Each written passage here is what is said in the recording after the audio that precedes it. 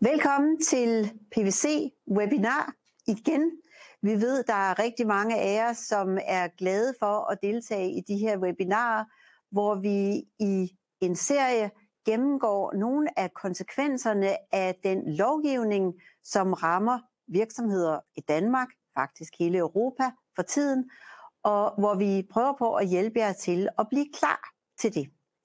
I dag er vores tema klimaforandring, hvordan vi arbejder med at modvirke klimarisici, og hvad man i virksomhederne kan gøre for at adressere det.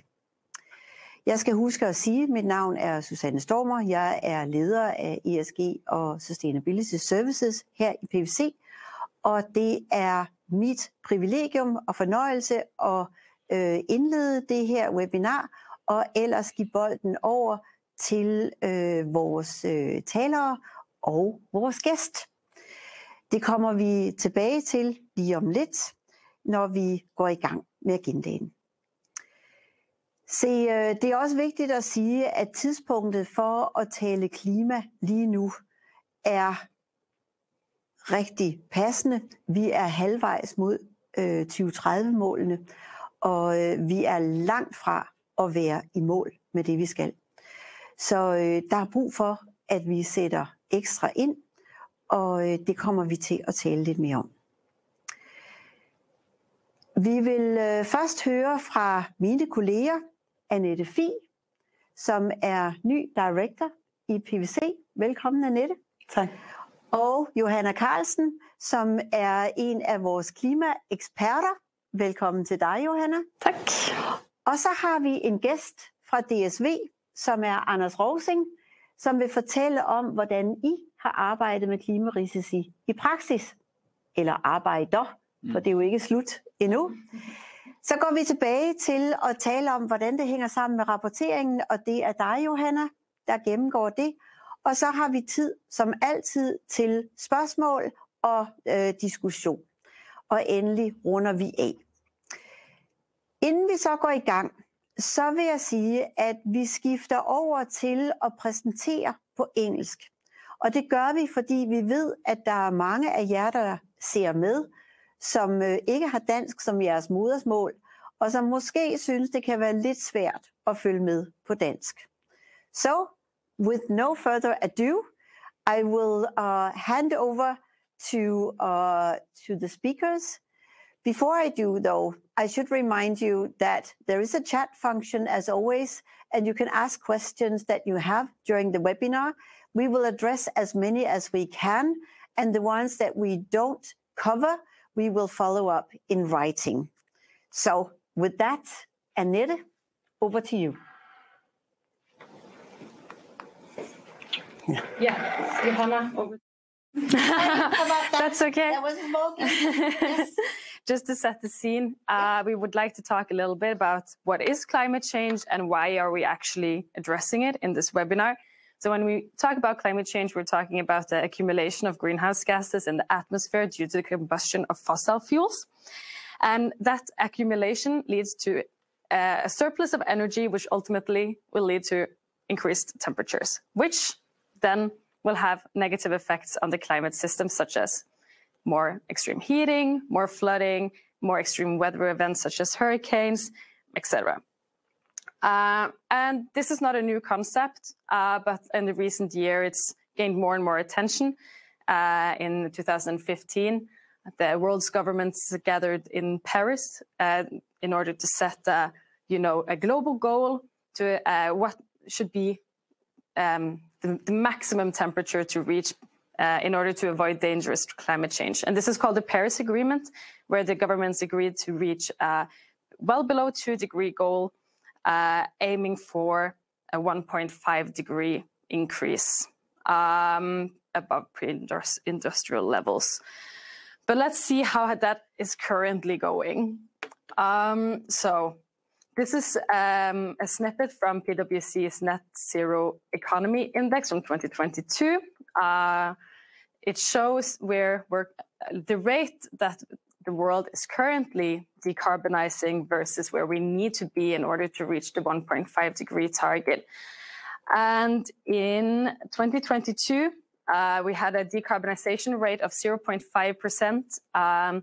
And in order to reach the 1.5 degree target, that decarbonization rate needs to increase to 15.2%. So it shows we have a long way to go. And that also raises questions about, will we make it? And if we don't, what could then happen? So Annette, over to you to talk about some climate risks. Thank you. And the climate-related risk and opportunities refers to the consequences and benefits associated with climate change and the transition to a low-carbon economy. As you can see on the slide, there's two categories here. There's the physical risk and the transition risk. And the first one, the physical risk, can actually be divided into subcategories.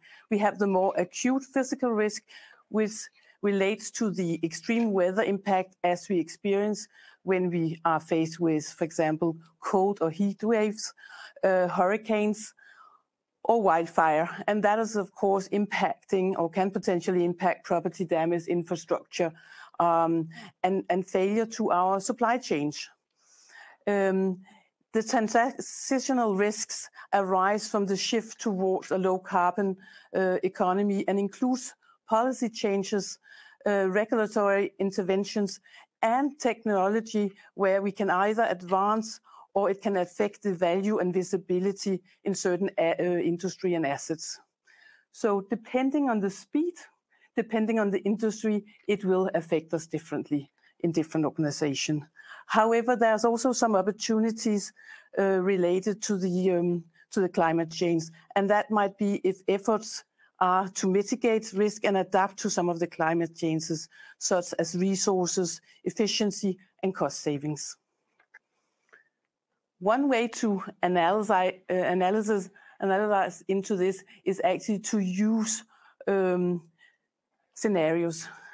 And when assessing future scenarios and risk and opportunity, then what the process is to identify and assess what implications for the organization do we face. And here we can use a range of plausible future state under which condition of uncertainties we have to assess up against the strategy for the organization and potential mitigations that we can undertake. The benefit is, of course, that we can get at a high level and see how they impact the organization, but also adjust our strategy in the different organization, and longer term, if done well, then we will face a competitive advantage. Yeah, so in conclusion, there are quite many risks and opportunities we could face going forward, depending on the future states that we're looking for, if we're meeting the decarbonization targets, or if we continue business as usual and heading for an increased warmed world. And what companies can already do to address these risks is to measure their emissions, perform a scenario analysis where they identify risks and opportunities, and start to address these risks and opportunities. And one way of doing that is to set a science-based target. And the benefits of setting a science-based target are quite many. You can, for example, help drive regulatory change. You can identify energy efficiency or resource efficient measures. You can reduce your exposure to carbon tax. And of course, you can also help companies reduce their emissions and thereby also contributing to the mitigation goal. On the graph here on the screen, you can see how you can use your greenhouse gas emissions to identify future risks and opportunity. And to just give like a quick example of that is you can use scenario analysis to look at your exposure to, for example, carbon tax. If you have your current emissions or your current state, which would be here in the graph at 2020, and you take the assumption of the 5% growth of the company over a certain amount of time, you can see the emissions will increase. But if you then set a science-based target, for example, you could also identify how those emissions would decrease over time if you reach your target. And depending on which scenario you use, for example, if you use a transition scenario, which is an assumption of the world reaching the 1.5 degree target, one of the assumptions here are that there are increased regulatory risks and market risks, one of them being a carbon tax. And you can use those assumptions to assess whether or not where you are, what's your current state, but also what the financial impact of carbon tax could be on your company, depending on your emission trajectories. But anyway, let's talk with Anders, who comes from a company who have set a science-based target. Yeah. Yeah, and over to you, Anders, because you're looking at all of this, and in your company, then we're keen to hear what you did. Yes, but I will definitely give a little bit of insights to that. First of all, just to thank you for having me here today. This is just a short insight of who I am. So basically, you could say I'm pretty new in the sustainability area, but I think I have a lot of experience from DSV and the way that we work in DSV. And when we set ambitious goals, you know, driving integrations from my PMO time, you know, we have always, you know, been working hard to achieve what we put out. And that goes for when it comes to sustainability. We also created a new function recently within DSV, the operational part, which has to, you could say, work along with the rest of the organization. For any of you who don't know the facts, just a few facts around DSV. We have plus 75,000 employees. When I started 15 years ago, so we were around 10,000 employees. So it's a company who has grown a lot via acquisitions. And we have primarily divided into these three divisions: Air and Sea, Road, and Solutions. And many of you might have seen the trucks on the roads. This is where we are most visible, I think. So that is just the basics. We are in 80 countries. So working with sustainability is something where you really need to find out how do we empower the countries? How do we make sure that they get on the same agenda? And in my organization, we have created an ambassador network where we are working closely with the countries and how can they support us or the company in achieving these targets. Because this is not done from headquarters in Denmark. This needs to be done in all countries. And what are our targets? When we talk about science-based targets, we just, beginning of the year, announced that we want to be net zero by 2050. And I think that's a very ambitious goal. If you look at what industry we are in, what challenges we have, we are a freight forwarder. That means that we are an asset-light company. We don't own the assets. We don't own the trucks. We don't own the ships. So we need to, in cooperation with the carriers, to try and understand what are their plans, what are their roadmaps, how are they going to achieve it? Because at the end of the day, it could be license to operate for us to choose the right carrier. From a Scope 3 point of view, which is our carrier emissions, we have a target of 30%. And that's what you see here. That is our, you could say, near-term target. And for Scope 2 and 1, we have a 50% reduction. But basically, what I'm trying to underline here, when you don't own the assets, this will become a partnership to achieve these targets. So internally, I mentioned about our ambassador network, and I think this is one really, really important thing, and it leans a little bit towards also these regulations that the different governments are bringing in, because I believe that we need regulations to achieve these goals. Otherwise, we don't push hard enough. But in DSV, we have a little bit front-loaded our own small carbon pricing fee program, where we actually already now charge the countries based on their emissions to kind of like motivate them to invest. And then we have created this fund where then they can apply for money to, it could be, have solar panels on the roof. It could be, we might have a few small trucks running around, even though that we are as a light company, then they can change that into an electric truck. There can be various things that they can invest in to improve. And we see this, we launched in the beginning of the year, and it has a lot of attention because it hits them directly on their P&L. So that works. Towards our customers, of course, we are also trying to push the agenda. So we need to do it internally, we do need to do it externally, and we also need to do it with our partners and carriers, which are the one who's actually transporting the goods. But for them, we have right now 4 services that we offer, and the one is this green supply chain design and optimization. So that's simply looking at whatever traffics do they have today, how do they organize their goods, can we do it in another more lower emission kind of way. We also have CO2 reporting. There's an increasing, we've seen an enormous increase of requests on understanding your CO2 emissions. So this is definitely, when we talk about reporting, it's definitely something that we are working really hard on, making sure that we can create that transparency towards our customers. Because it's for sure difficult in our supply chain, having subcontractors with different trucks, with different engines, you need to understand that whole supply chain to be able to report. So that's definitely not an easy, but we're getting there for sure.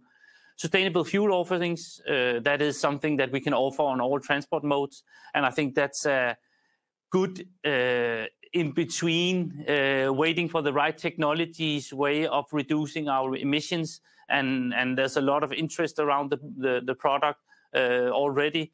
But it's also, our customers also need to learn, okay, and what is the price? And, freight prices have been very high lately, and now they're going down. And, it's definitely still, do they really have the budget for it? That's the discussions we have. Then there's carbon offsetting. I think everybody knows that. I'm not actually really 100% keen on offsetting. I believe that we need to work on getting the reductions into our supply chain, how we operate our business. That's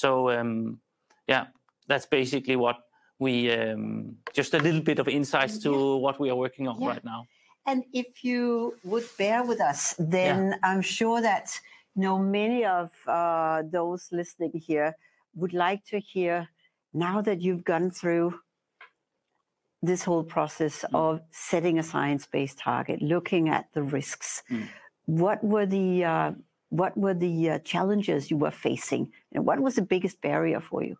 I think there's no doubt when you are a company like our size, where you have that many, I mentioned a little bit before, that many hauliers and carriers and what, that is part of your supply chain, and understanding their emissions. Of course, we have some tools that we lean upon, that we share with these carriers. They also use in the industry, where we then get an average, you could say an average of an average into our reporting. But getting that reporting right is definitely something that needs to be matured over the years, especially in our industry, you could say, right? And that is definitely some of the challenges. And one of the things that we have been doing the last 6 months, I think more actively, is discussing with the big carriers, saying, okay, we need to understand what your emissions are. We know you provide it into this system, and we can pull it out of the system and get an average of an average on the different trade lanes. But what we really want is, in the future, we really would like, let's say it's a ship from Denmark to China, whatever, we really would like to know this container on this ship, what were the emissions on that? And this is something that we are pushing for, because then we can be more transparent towards our customers. But it's not, we see that there's it's something you really need to work with them. They like the idea. The problem is that they are also, their business models also, they can have one ship one day and another ship the other day. So it's also difficult for them. But we would really like to end where we could be 100% transparent with the carriers, delivering, the emissions, so we can deliver to our customers and to our reporting. And speaking of your customers, because your sustainable fuel offerings has been in place for a few months now.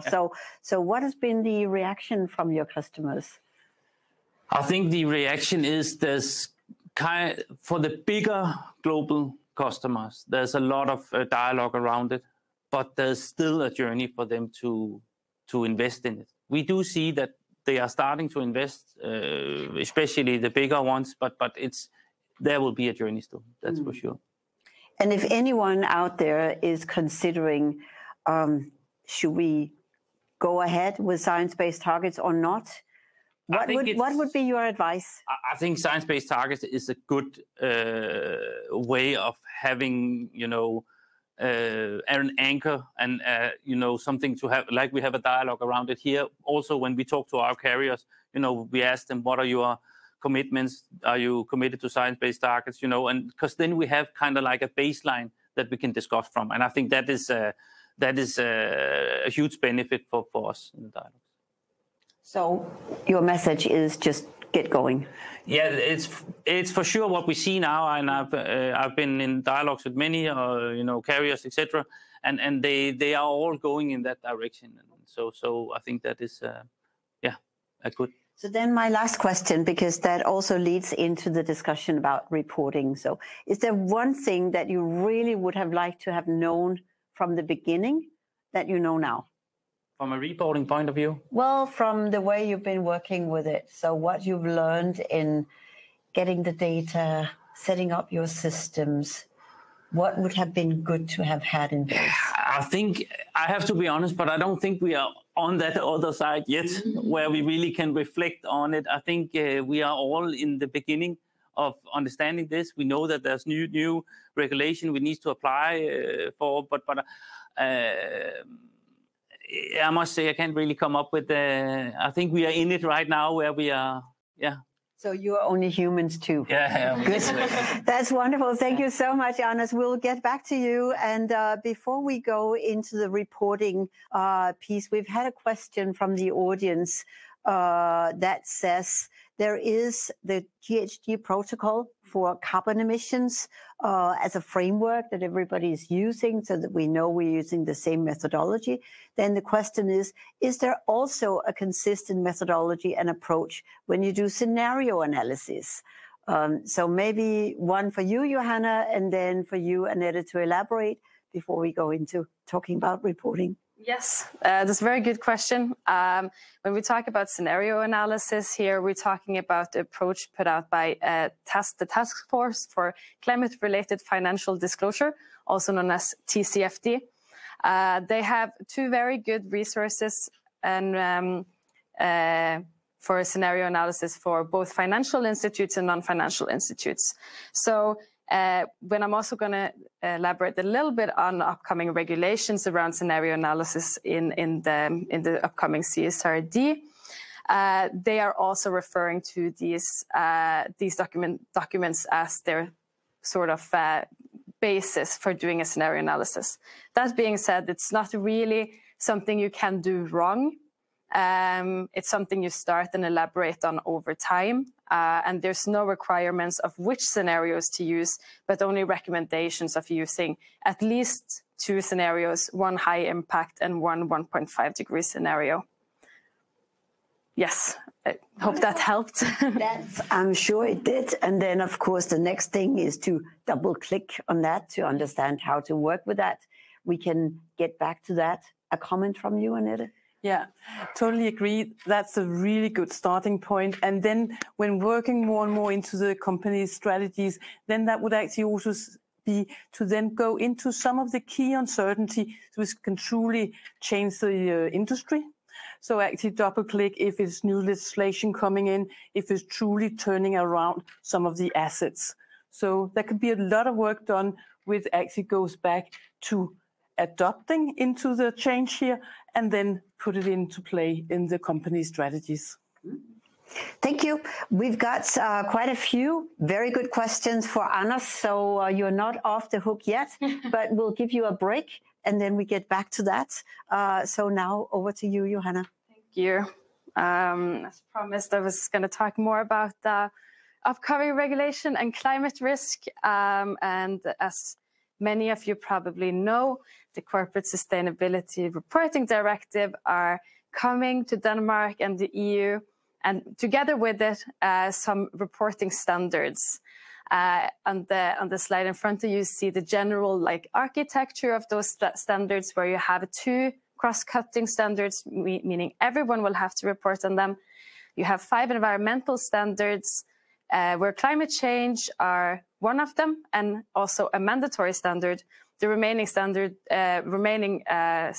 will depend on your double materiality assessment.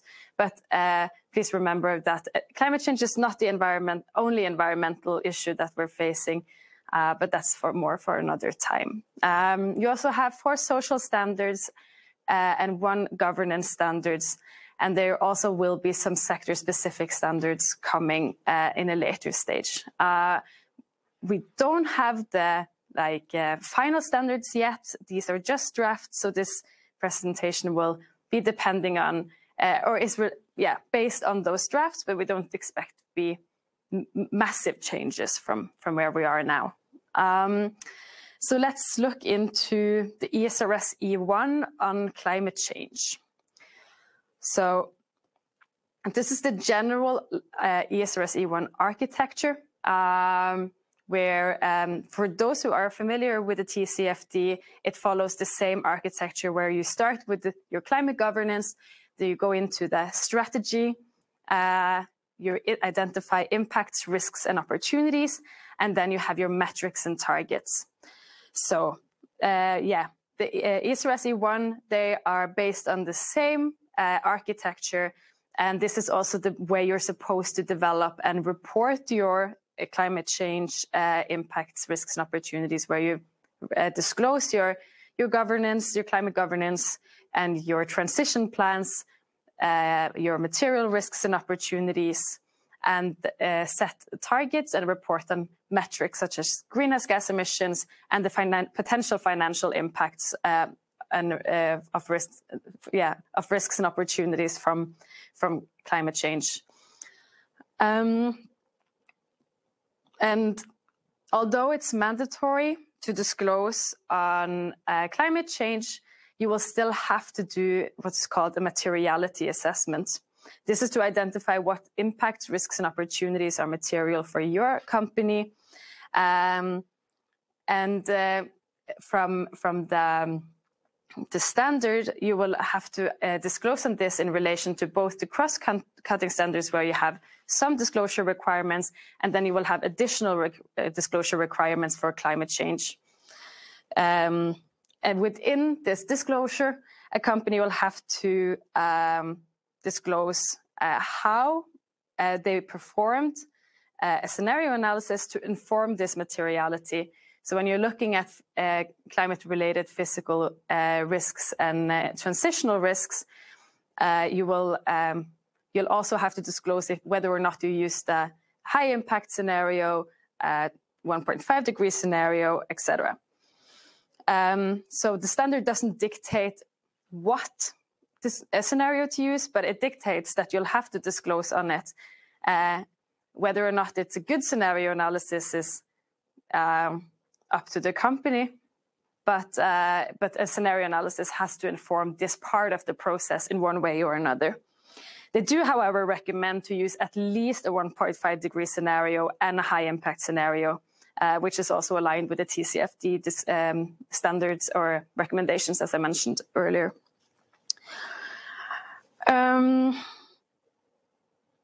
The material risks and opportunities that are identified during this process is also supposed to inform what is called the resilience analysis.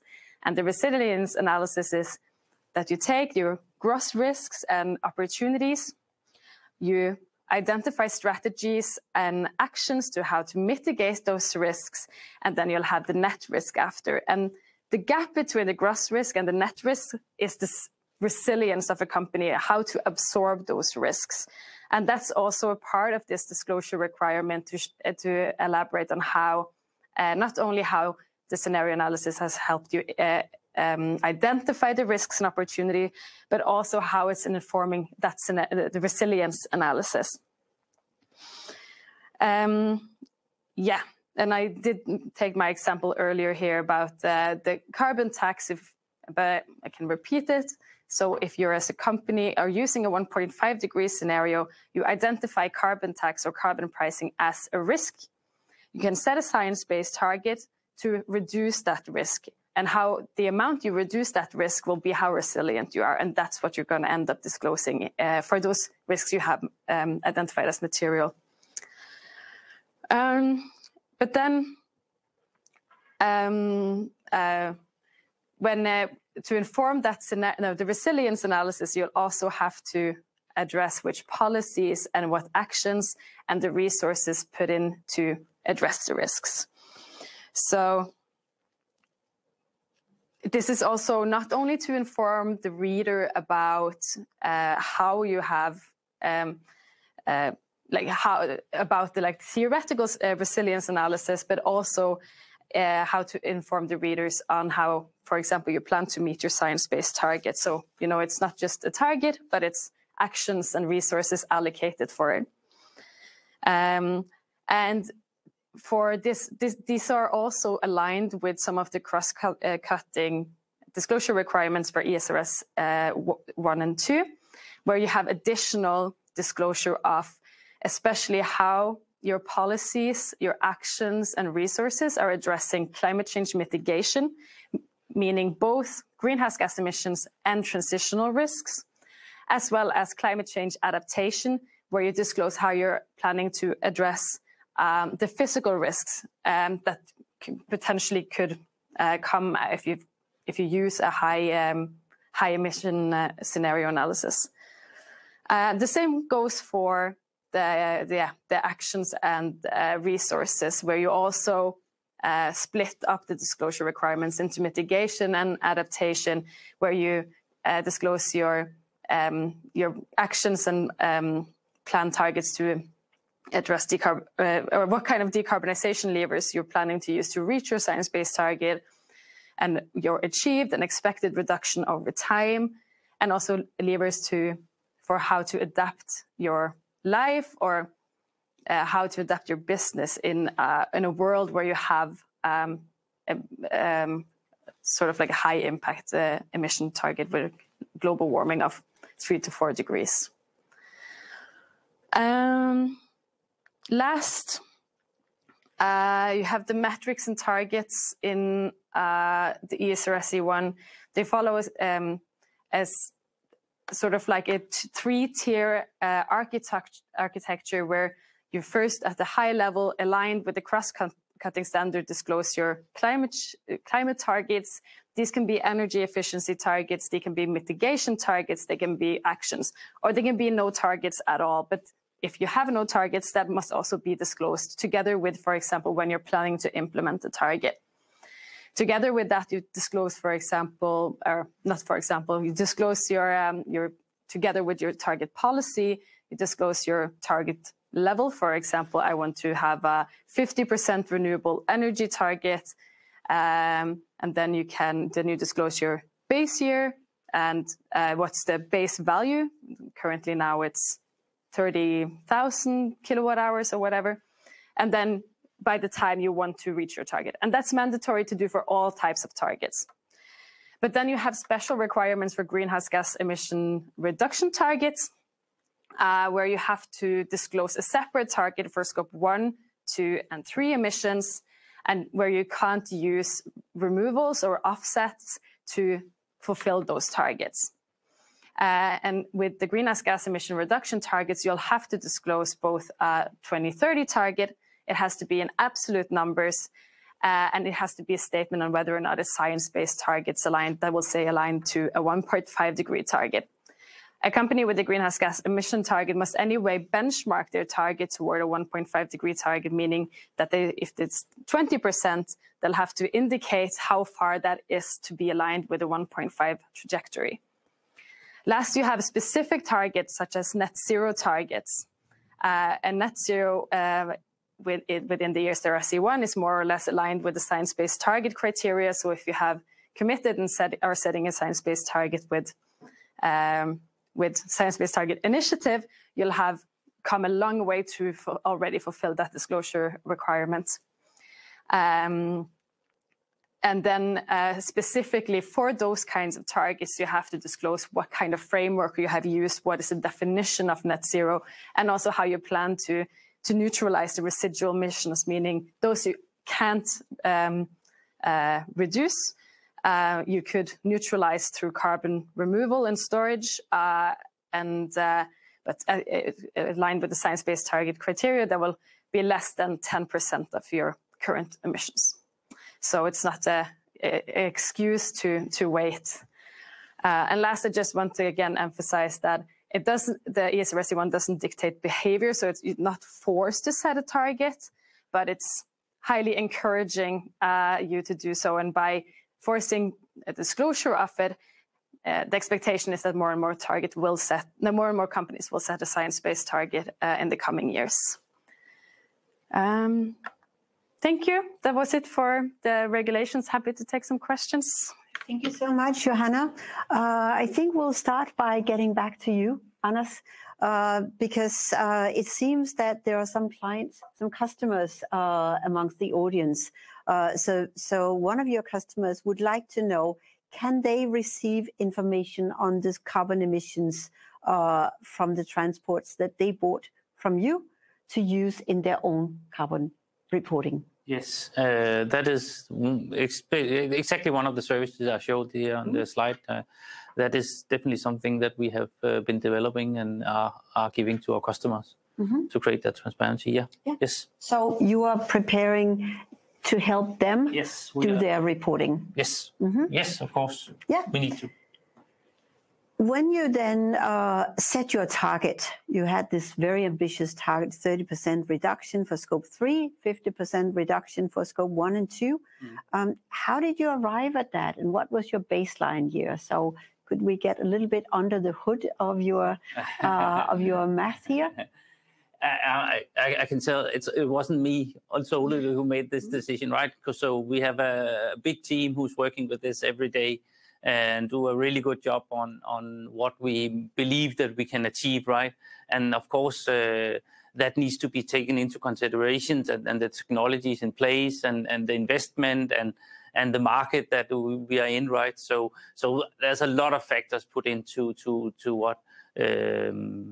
Why we ended on that, and the baseline. I didn't bring the number in the slides today. We are normally always communicating our baseline. We just re-baselined here back in February when we announced our sustainability report. So if you're curious about those numbers and etc., then you can read that report. It's public, and I think we need to, from time to time, we baseline when we acquire companies, because we inherit some volumes, etc., etc. So that is why we needed to re-baseline this year also, because of the GIL integration we did. Yeah, and I think that's a good point, that no company is really stable in that regard, and yours in particular, of course, is characterized by acquisitions, which may change your carbon emissions. Yes. So how confident are you? Can I ask you to say, how confident are you that you would actually achieve your target? I believe that what we see right now is that, this is a big topic everywhere, and we see the technologies are moving really, really fast. And we have an innovation hub that constantly look and monitors what technologies that comes in, and we actually do tests on real trucks and stuff like that here in Denmark to see when the technologies, if they work. And basically what we see in the market now, just by buying a diesel truck, buying the right diesel truck, you can reduce your emissions up to 24%, And then if you add distribution, the trucks, the electric trucks are now coming. We're starting to buy a number of electric trucks to manage the distribution in the cities. There's also these new net zero cities where you're not allowed with emission, or zero emission cities, where you're not allowed with diesel trucks. We're also preparing for that. I think when I look at the technology, how hard it's being pushed in combination with sustainable fuels, I believe that we should be able to put a roadmap together that can achieve our targets. And then you are also in a particular situation, as you emphasize, that you are a freight forwarder. So you rely on contractors. Yeah. And therefore, one of the questions here is, so how do you select your contractors? But I think that is a very good question, and it is something that we have spent a lot of time on recently. And it's back to believing in achieving your targets. Because what we do is we try to understand what are the goals of our carriers. We talk to all the big carriers, Lufthansa, ONE and MSC, and all the big carriers. We talk to them and try and understand, okay, what is your targets and how much have you reduced, and what is your plans, and etc. What is your roadmaps? Because indirectly their roadmaps is our roadmaps. And yes, in the future what we're telling them directly, that is one of my slides when I present to them, is this will be licensed to operate in the future. So we would need to choose the right ones. So what is your tactic? Is it carrot or stick when you work with them? No, I think it's a partnership. So, because at the end of the day, everybody talks about who's going to pay, right? Because there will be a price tag to it. Of course, we're trying to lean upon technologies that we can operate at the same price level, especially for road. As I talked about with the 24%, it's pretty obvious why not buy the right trucks and at the same price, and you can reduce that much tomorrow, right? So we're pushing our carriers to buy the right trucks, or motivating them and telling them why, and you can also save something on the diesel cost, etc., right? So we try to have this partnership where we have a dialogue around how we can achieve it. And it seems that you also have some of your investors on the call here. So from the investor perspective, when they want to de-risk their investment, they would like to look at the likelihood that you would achieve your targets and the performance. But also, would there be risks that there might be contractors who do not do as you encourage them to do? Then what? Yeah, but I believe that it depends a little bit on where we're talking, right? Because in the air and sea, there are the really big ones that we are, of course, working with, and in road, it's a little bit more scattered market, with where we have a lot more, and I think we can have a better dialogue with them. But yes, at the end of the day, we need to choose the right ones. And then we just saw a situation where we had truck drivers going on strike, saying that we don't want to pay these environmental taxes. Johanna mentioned carbon taxes as a business risk, as a really real business risk. Yeah. So how do you overcome that sort of situation? Yeah, it's a good question. And I was also... I've been thinking a lot about, trying to put myself in their shoes and in our shoes, and also, we need to achieve these targets together, right? And I also believe in, and that's why we have this carbon fund fee in DSV, where we're pushing the countries financially to take a stand and do things differently. And I believe that it will be a combination of things. Will be more expensive in the old way, and taxes going up. When you pollute more, that is the only way we can push the transition, and we need to push the transition. And that's probably a good segue to a final question from the participants here is, well, you say that you focus on reducing emissions, but then you are not too keen on carbon offsets. And then the question is, well, couldn't carbon offsetting be a good way to address, for instance, biodiversity issues? But I totally agree with that. And it's not like I'm against bio or offsetting in general. It's more, if you look from an operational point of view, then of course I would prefer that our supply chain or our transportation carriers and hauliers, etc., that we do it the right way in the future, that we don't pollute.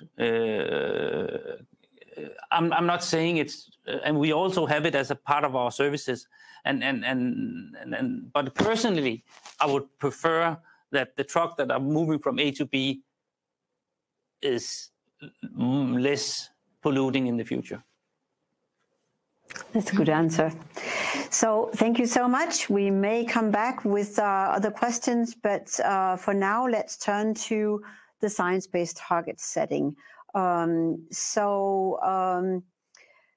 If you're a subsidiary in an organization, then the question here goes, then you cannot really join science-based targets. But then you can still implement the same framework, even if you don't get it validated by Science-Based Targets Initiative. So what would you then do? I would make use of the free tools and resources available on Science-Based Targets webpage, and use your emission baseline to calculate what would be your science-based target, whether or not it will get validated. Science-based targets changes their criteria and rules once a month so who knows, maybe in the future it will be available for subsidiaries also to get the target validated. But if you want to have a science-based target, then there's no stopping you. The only difference will be that you won't be on their website and you won't have it third-party verified. But if you can, prove that you have used their method and you have followed their methodology, and then you can report on it. But you can't use their names or tell them that, say this is a science-based target aligned with the Science-Based Target Initiative. They don't like that. So I would use that opportunity to create and calculate a science-based target, but keep it sort of more high level on the name dropping. Yeah. And that, I think, also addresses another question, namely, is it science-based target or the highway? Because the question is, are there any other methodologies known than setting a science-based target? There are several other methodologies. You have, for example, carbon neutrality targets. You have sector-specific targets. You have other sort of sector-specific or industry-specific.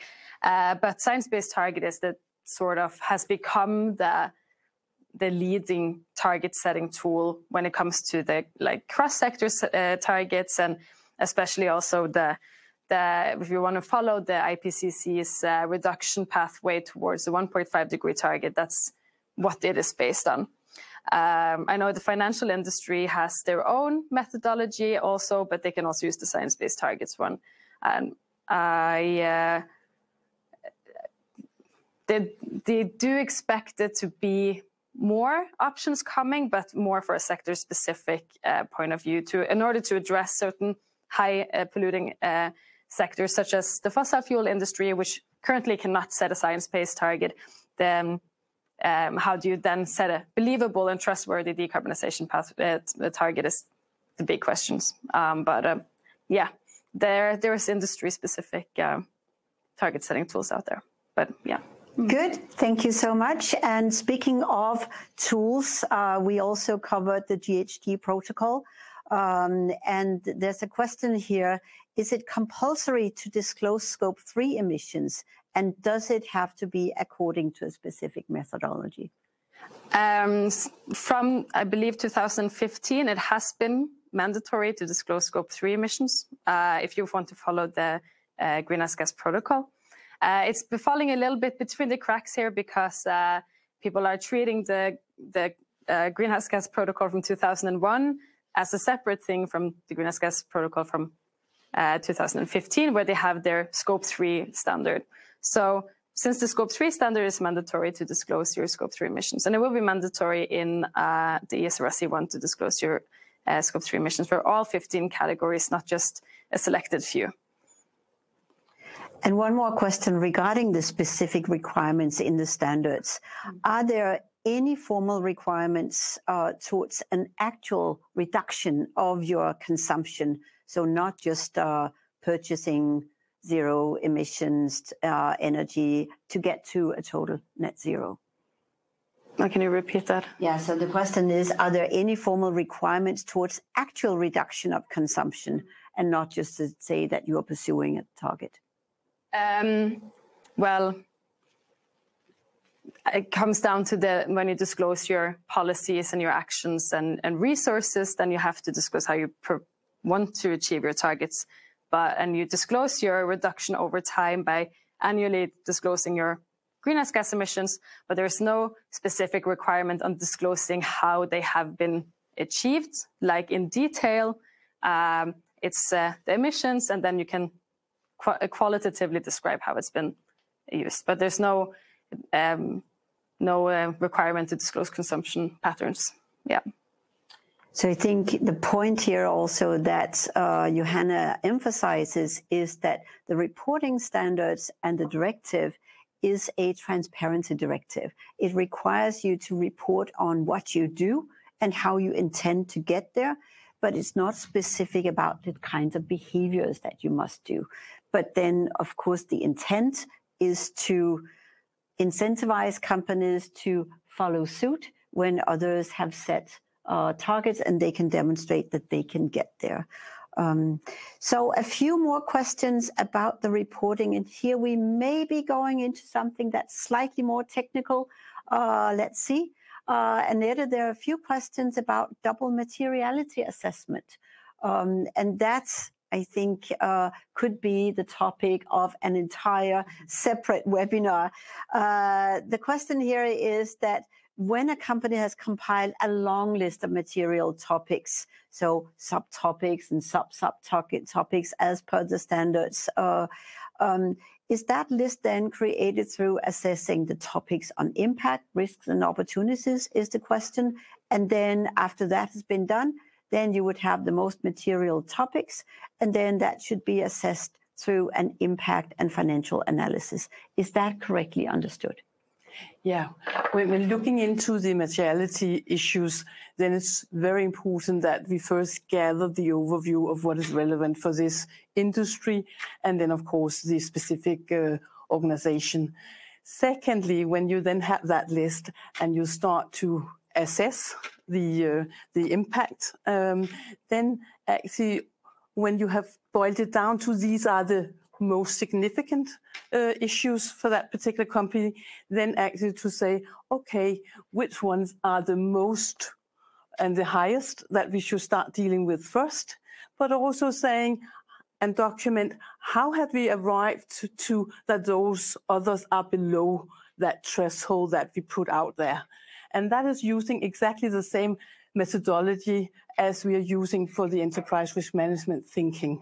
But we here have the step where we need to document how we have arrived, and very different approaches are used across organizations on how much documentation, or if it's rather a self-assessment done by management on how to arrive to these impact levels. So some companies might need a little bit more in the first year of doing this, and others may already be there and then can share that with the auditors. Then a question about the TCFD standards. And I think we should emphasize that the TCFD is not as such a standard, it's a framework. Can you say a little bit more about what that framework consists of? Yeah, if you remember the slide I showed a little bit earlier, where we had those 4 pillars of governance, strategy, risks and opportunities, and metrics and targets, that's what we refer to as the TCFD framework, about you disclosing your climate-related financial risks and opportunities. And you want to go from like a disclosure of how the company is governing climate change, what are the strategies, et cetera, like in that order. And it's a voluntary framework that companies can disclose on, but it has been adopted into law in several countries, such as the UK, and has been a part of their reporting requirements for many years. And we see that the ESRS E1 is highly inspired by the requirements, so companies who are familiar with the TCFD will also be familiar with the upcoming reporting requirements. So it's a good resource for those who want to be a little bit sharper on their risk and opportunity identification in their organization, and also want to prepare earlier on their disclosure for the ESRS E1. We do have a few questions that are a little bit more technical, and I think we will respond to those in writing to you. But we have been covering a little bit on financial risks. And Anders, it would be good to give you a chance to elaborate on how you've been looking at the financial risks of climate change from your perspective. But that's a good question. You could say, I would say it's not directly my team who works with the financial risk as such on an everyday basis, but there's no doubt when you look at the risks when it comes to our targets and what we commit to, that, you know, the reputation of the company is at stake, right? So